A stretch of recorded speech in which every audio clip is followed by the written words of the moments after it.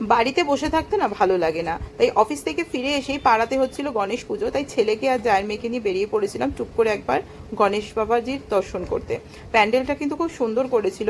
এটা কিন্তু গণেশ পুজো হলেও ছিল কিন্তু থিম পুজো, আর থিমটা ছিল আদিম মানুষের এই আগুনের আবিষ্কার, সেখান থেকে যে এই লাইটসের ইনোভেশন সেটাই।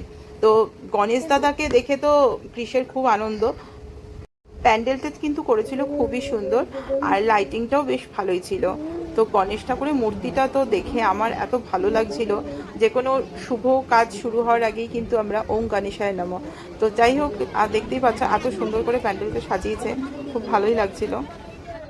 পাড়ায় পুজো হচ্ছে আর মেলা বসবে না তা তো হয় না, তবে এবারের মেলার কিন্তু একটা বিশেষ দোকান আমাকে খুব আকর্ষণ করছিল।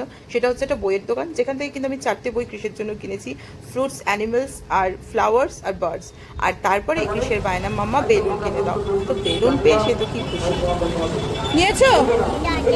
হ্যাঁ, তুমি কোনটা নিয়েছো? এইটা নিয়েছো, ভালো, এটা খুশি। সব কিছু কিনে নিয়ে পাপড়ি চাট খেয়ে সোজা বাড়ি। আজকের ইভিনিংটা কিন্তু খুব ভালোই কাটলো। তো চলো, টাটা, গুড নাইট।